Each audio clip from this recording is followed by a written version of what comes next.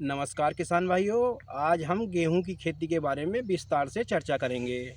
किसान भाइयों, ये हमारा गेहूं का खेत है और ये खेत हमने 30 नवंबर को इसकी बुआई की थी। गेहूं की जो किसान भाइयों वैरायटी है वो हमने DBW 303 की बुआई की है, जो एक अगेती प्रजाति में आती है। किसान भाइयों, सबसे पहले आप अपनी ज़मीन की अच्छे से ठीक से तैयारी करें, 4-5 जुताई करें और गेहूं की बुआई करें। और बुआई के साथ साथ किसान भाइयों आप DAP का प्रयोग करें। 1 एकड़ के लिए 50 kg बैग आपको डालना है। अगर आपको DAP नहीं मिल पाता है किसी कारणवश, तो किसान भाइयों आप उसमें जो है NP का प्रयोग कर सकते हैं। इसके लिए भी 50 kg पर एकड़ डालना है।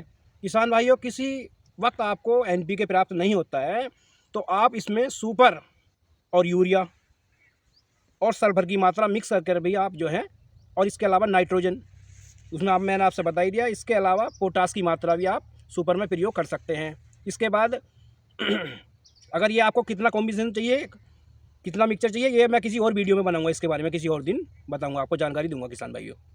अब मैं आपको बताता हूँ कि इसका जब आपने बुआई 30 नवंबर को की है तो प्रथम पानी जो किसान भाई आपको लगाना है वो आपको लगाना है 21 दिन से 25 दिन के बीच।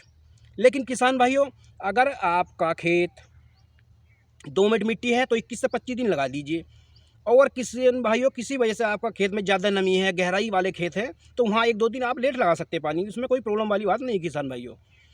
और पहले पानी पे आप जो हैं किसान भाइयों पानी लगा दीजिए और हल्की सिंचाई करनी है किसान भाइयों।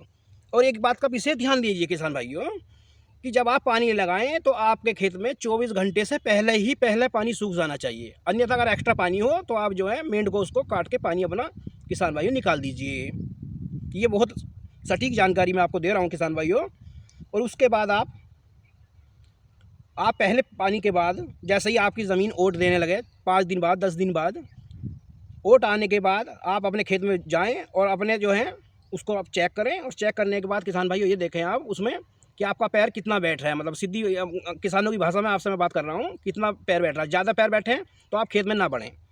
अगर हल्का पैर बैठ रहा है ओट आने के बाद तो आप उसमें पर एकड़ 45 किलो का अब ये जो है यूरिया की बोरी मिल रही है हमें, और 45 किलो यूरिया प्लस आप 5 किलो किसी अच्छी कंपनी का जाइम, ठीक है, उसको आप मिक्स कीजिए, दोनों को, यूरिया को और जाइम को, और छिड़काव भी दीजिए। आप उसको खेत में अपने बिखेर दीजिए इकसार।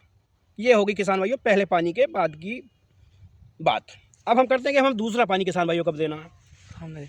तो किसान भाइयों, हमें दूसरा पानी आपको लगभग अपनी साधारण वाली भाषा में बता दूं कि 25 दिन के बाद आपको देना है। लगभग ये मान लीजिए कि पहला पानी आपने जो है 25 दिसंबर को लगाया है, तो दूसरा पानी आप 20 जनवरी को लगभग आप लगा दीजिए।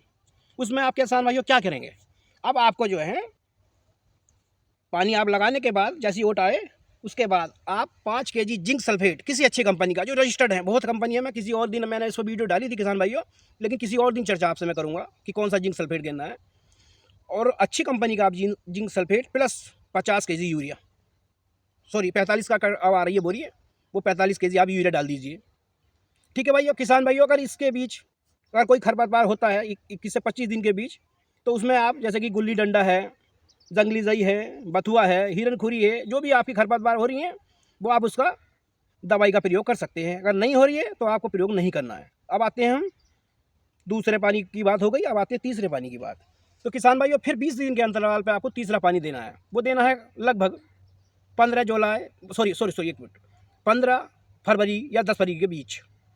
उसमें आपको क्या करना है, अब आपको करना है किसान भाइयों 33% का मोनोजिंक किसी अच्छी कंपनी का ले लें आप।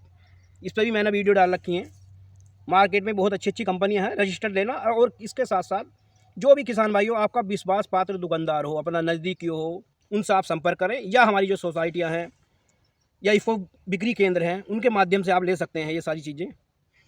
उसके बाद आपको तीसरे पानी पे जब ओट आए तो मोनोजिंक 33% आता है, किसी भी कंपनी का आप डाल दीजिए। उसके बाद आपका जो है चौथा पानी आपको लगाना है लगभग 10 मार्च के लगभग, या 15 मार्च, आवश्यकता अनुसार आप देख लीजिए, और उसको लगा दीजिए।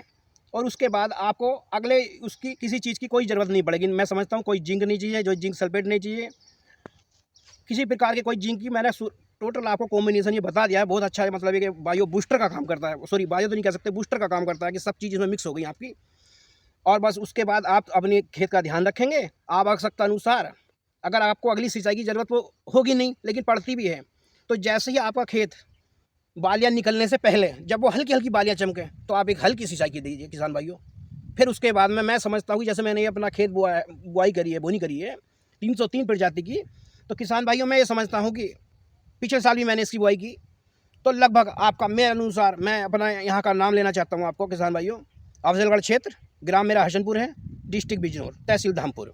तो मैं समझता हूँ कि ये इसका जो एवरेज आएगा पक्का लगभग 4.5 के आसपास आपको मिल सकता है। बाकी आप अपने खेत के अनुसार अपनी मिट्टी की जांच करा लें किस तत्व की कमी है, लेकिन ये पक्का आप मान लीजिए कि 4 कुंटल का आपका एवरेज निकलेगा पक्का, क्योंकि मैंने 4 कुंटल निकाल चुका हूँ। धन्यवाद किसान भाइयों।